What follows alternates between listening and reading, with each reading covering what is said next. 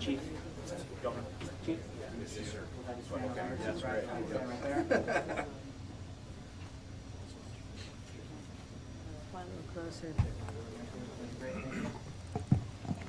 Good morning, everyone.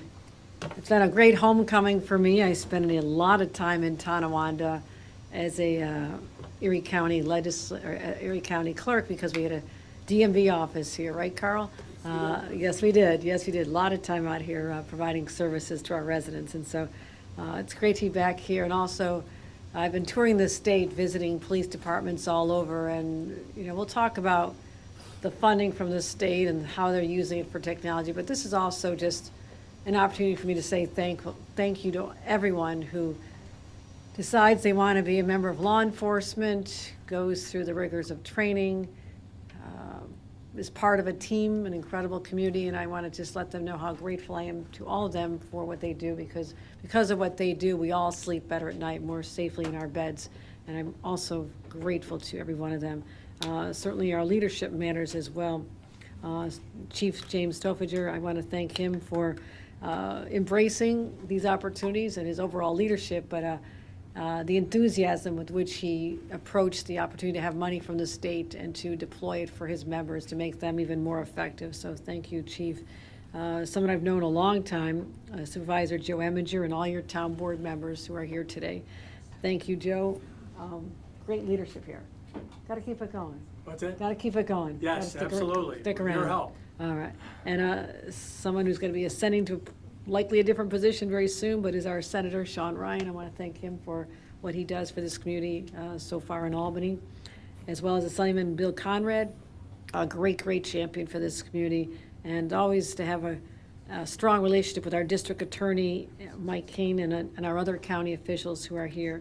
But again, today we focus on the brave men and women of the Tonawanda Police Department. And I know a little bit about police departments since I was a town board member for 14 years, and an important part of our budget was funding our police department as well as hiring the chief and going through the vetting for all of the members of that community. And so it's something I was immersed in for a long time, and that's why it brings to me this sense that for a long time we didn't have as much support from the state as I always thought we should have, and to put on costs to keep up with emerging technologies so we can stay ahead of the criminals has been put on localities, and they just don't have the budgets to do this at the scale that I want them to do. So that's why, based on my personal experiences and personal other elected positions, I knew how important this would be for places like Tonawanda. So I just had an opportunity to check out some of the crime-fighting technology.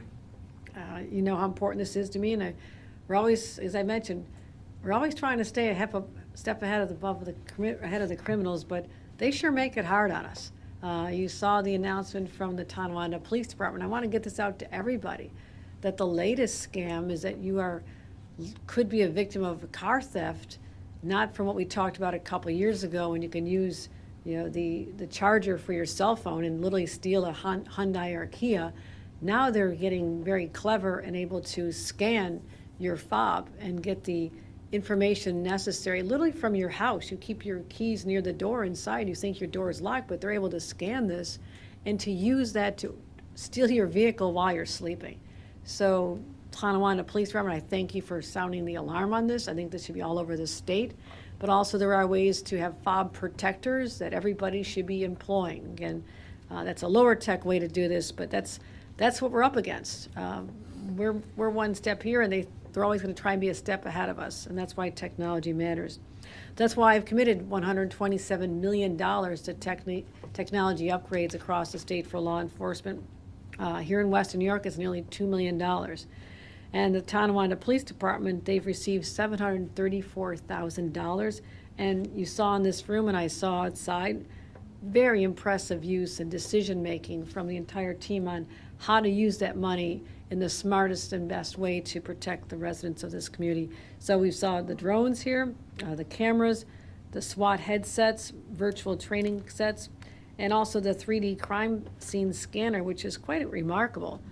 In just 4 minutes, it absorbs thousands and thousands of data points and can literally recreate a crime scene, which otherwise was done on paper with pens and rulers and trying to estimate rate of speed of the vehicles involved in a crash. And now the police can perform a detailed forensic analysis without even having to return to the crime scene over and over and over, because all that data is captured and analyzed right back here. So it also preserves fragile evidence and allows prosecutors to prevent a detailed visual examination of what really happened on that day. It's just a game changer. So that's just one part of my holistic approach to protecting the public, which is my number one priority. And in Western New York, we've embraced other strategies, including the Gun-Involved Violence Elimination Initiative, over $6 million allocated to Western New York for programs that are really doing an incredible job reducing gun crimes and shootings and the homicide rate throughout this region. It's making a real difference.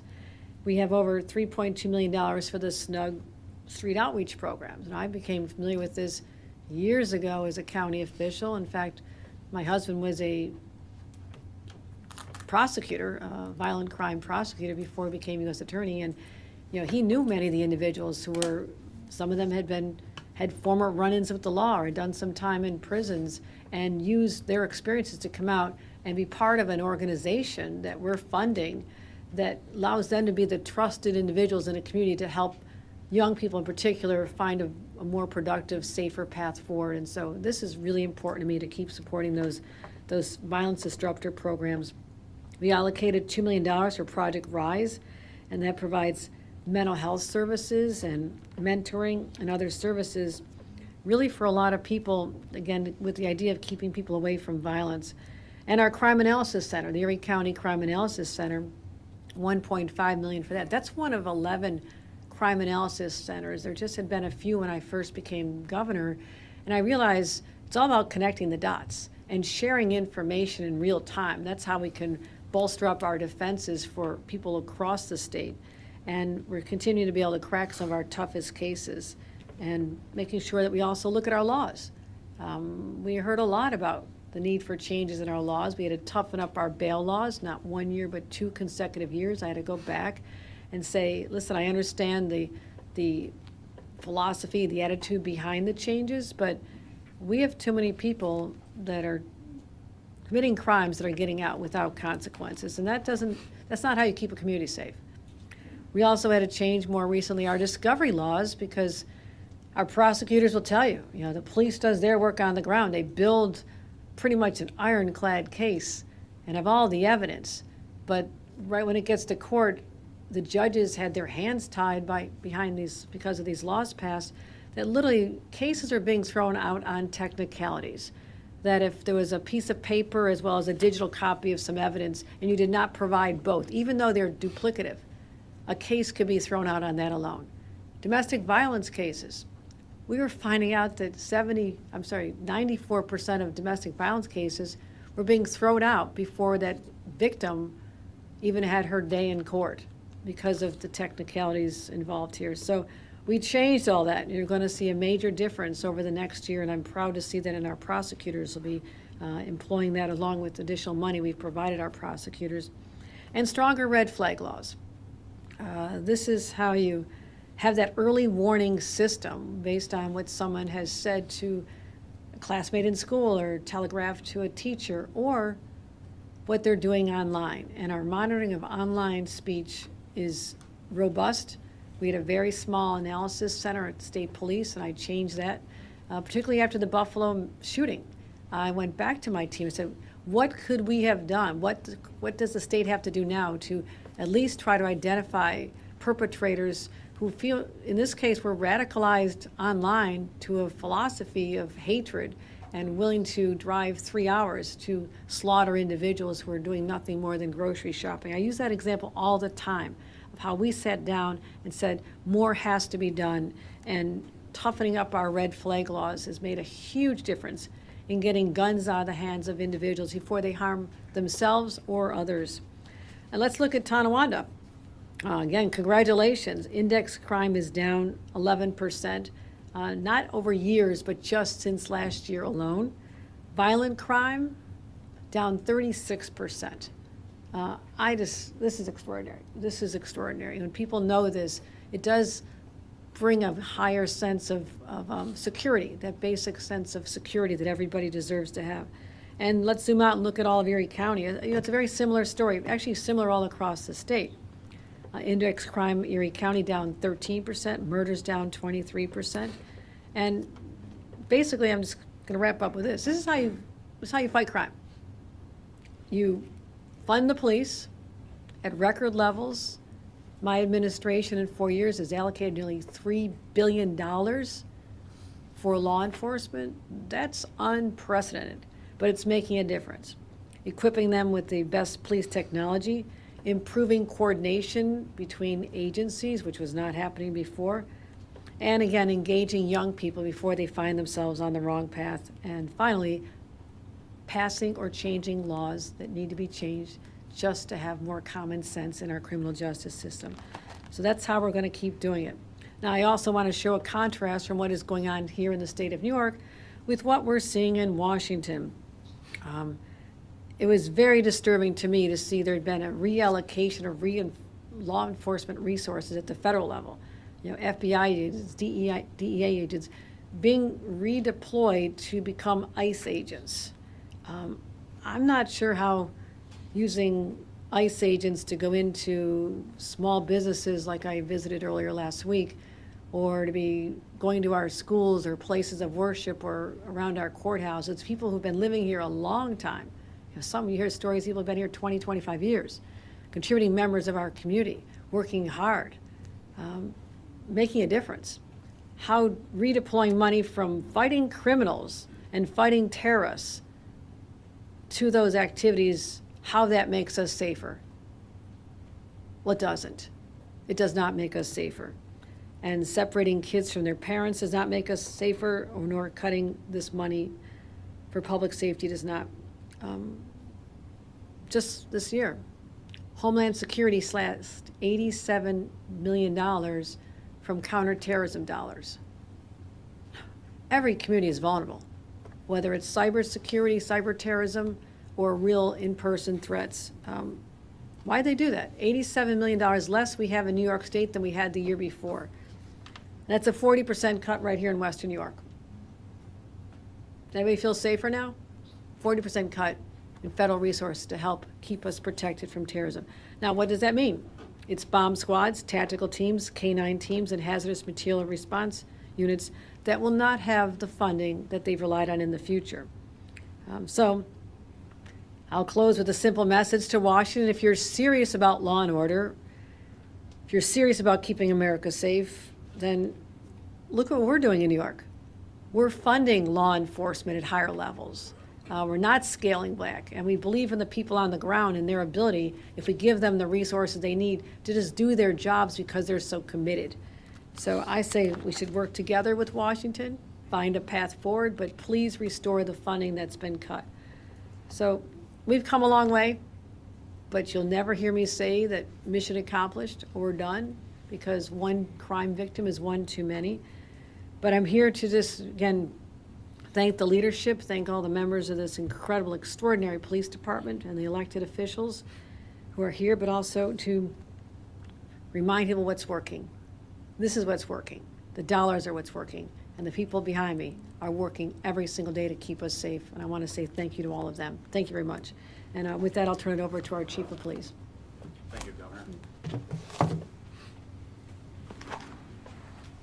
All right, good morning, everyone. Good morning. So first, there are over 500 police agencies in New York State, and it is my distinct honor to welcome you, Governor Hochul, and for selecting us as one of those agencies to visit here today. Thank you very much. There's your unwavering support for law enforcement throughout our state is incredible. Thank you for that. And as we all know, public safety is, of course, a priority for any thriving community. Governor Hochul recognizes that. And under your leadership, we're reminded that our law enforcement agencies are not only a vital partner in ensuring safety, but also essentially fostering trust within our communities and collaboration with our neighborhoods. And your commitment to the men and women of this police department itself is not going unnoticed, and we are truly grateful. Thank you, Chief. Thank you. And today, I would like to emphasize the vital role of this state's law enforcement technology program funding provided through your administration It has enhanced our operations, and as the governor mentioned, we received $734,000 through your funding. I wish I would have asked for more. I'm sure you would have given it to me. There's always next year, Chief. There is, yes, ma'am. So this equipment and these tools are actually lifelines that enable our officers to serve and respond more effectively in the complex world in which we live in today. And with these advancements, we can improve our response times, boost our operational efficiency, and ensure the safety of both our residents and our officers. And with the funding that you provided us, we talked a little bit about this, but there were 24 advanced communication headsets purchased for our SWAT team, 25 computers for our department vehicles, the drone that we use in tactical operations, community events, accident investigations, and the search for missing persons, body-worn cameras, the virtual reality training equipment, and the accident investigation technology, including the 3D scanning instrument and black box crash data recorder. Plus, we are currently in the process of purchasing new and improved surveillance cameras for within the police department. And in a time where the challenges we face seem to multiply daily, we must adapt to better protect our communities.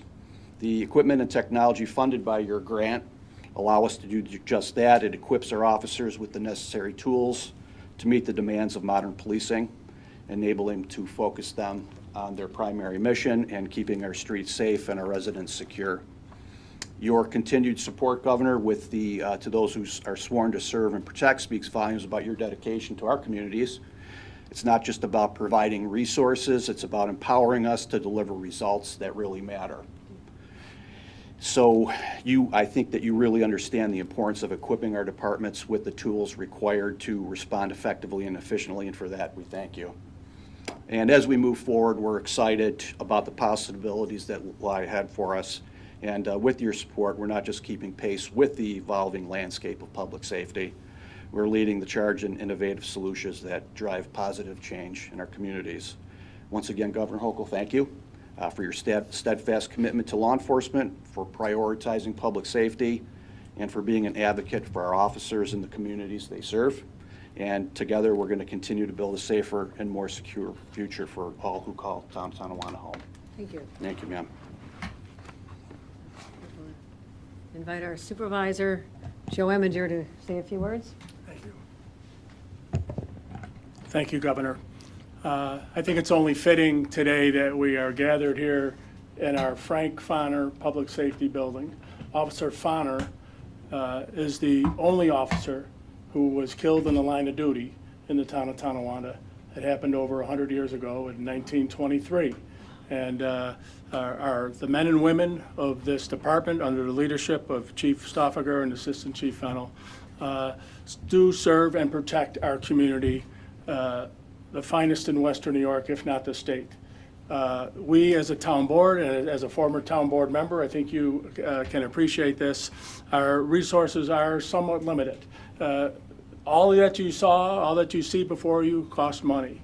And we are honored, I am honored here today to also be joined by our team. And when I say our team, not only our town board members, but also our state elected officials, Senator Ryan, Assemblyman Conrad, District Attorney Kane, okay, our county legislators, Barnese and Kishoian, okay. We work as a team, and we rely, of course, finally at the top to you, Governor, and your support is really unprecedented for law enforcement, and we can't do for our community if we don't work as a team. And we rely on the state, the county, the local officials to just all come together and protect our residents. And when the boots hit the ground, it's the men and women on patrol, on the streets, who do their job, and their job isn't getting any easier, as we all know.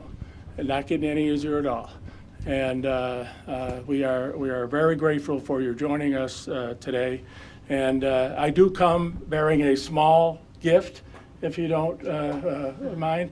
This past Saturday, 2 days ago, we had a celebration in our town that commemorated the 50th anniversary of the founding of our the first statewide paramedic group here in New York State, our Tonawanda paramedics. They have saved thousands of lives. We've received state grants, of course, for that service as well. And I have a small token, very small token. This is their 50th anniversary commemorative coin, and we're proud of our paramedics, our dispatchers, our first responders, all of our first responders. And we say thank you to you for your efforts. And I think it all goes back, like I said, to your days as a town board member. You never forgot that. And please don't ever forget that going forward. I sure will. All right, thank you. Okay? Thank you. Thank you, Governor.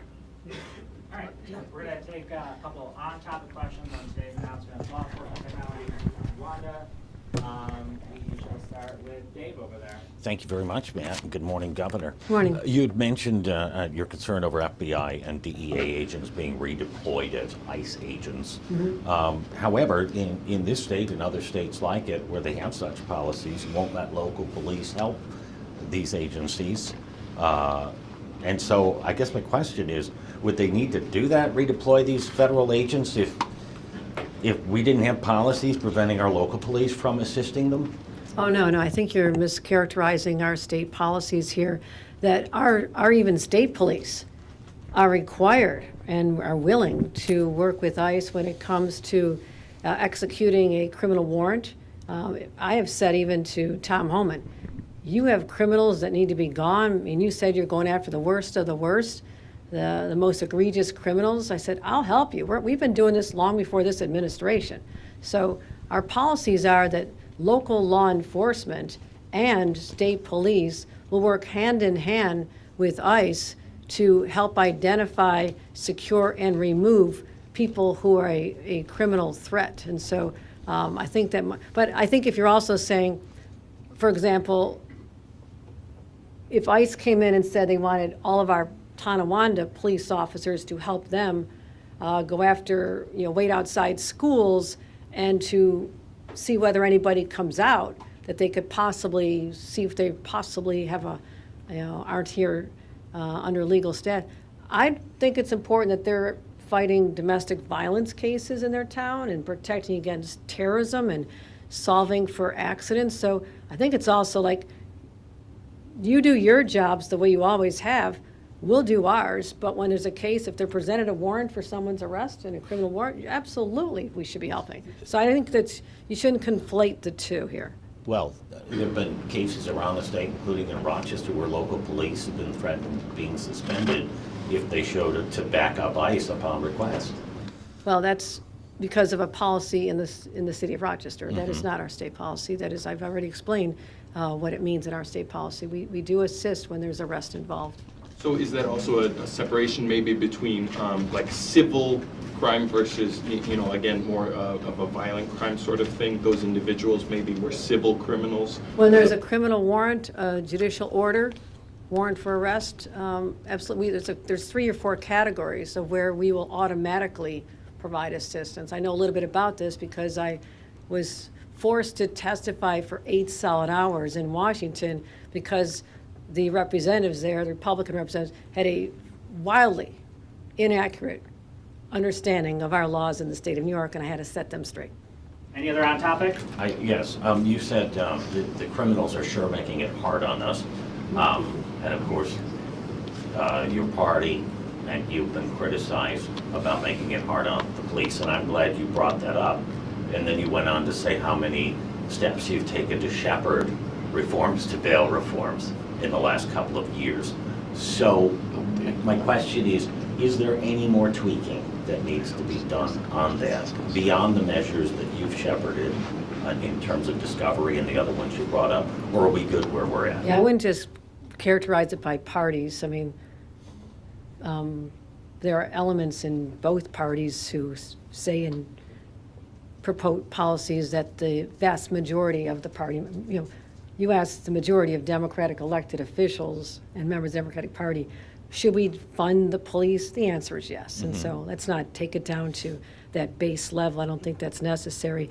I think what we're doing now is continuing to bring in the resources and looking at laws always. I'm always willing to look at laws. I'm the governor who've had to go in and undo a lot of things that were, again, good intended, well intended, but did not foresee down the road the implications and the collateral damage to communities that are really those where the most crimes are being committed were left unprotected because of some of these laws. And so I had to go in and expend an enormous amount of political capital my first couple of years as a governor and get them right. But I think even the discovery laws, those are just only a few months old.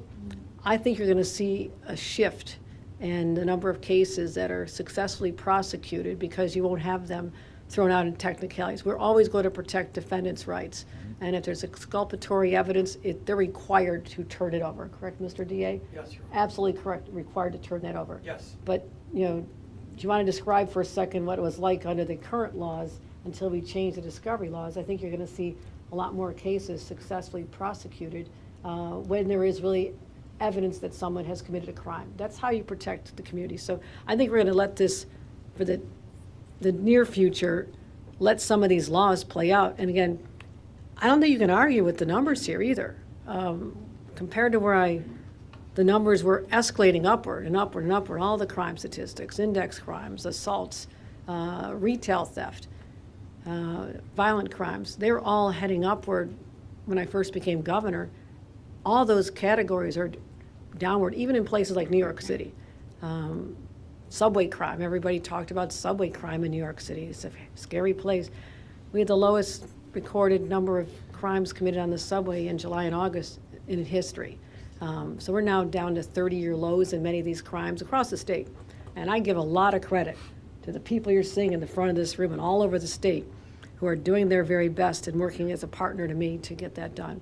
All right. Unless anyone else has any on topics, we're going to pause there. All right, WFO, one last on topic. Yeah, State Senator Pat Helming has been pretty vocal about her PROTECT Act, which would have to do with bail reform as well. She's said she doesn't think that it would pass without your direct support and including it in the budget bill. Do you think there's any potential for that being included in the budget bill, or your thoughts on the? Let me familiarize myself with the details of her bill. I'm actually preoccupied with looking at the 847 bills that were passed that I have to have done by the end of this year. So the ones that passed the legislature draw my attention, but I also, I use the state of the state as an opportunity to also take ideas. And our focus has been, safety and affordability for 4 years. And I can guarantee that's going to continue to be the thrust of what we're proposing. And so I'm always happy to look at ideas from legislators. We're going to take a pause there. We're going to excuse our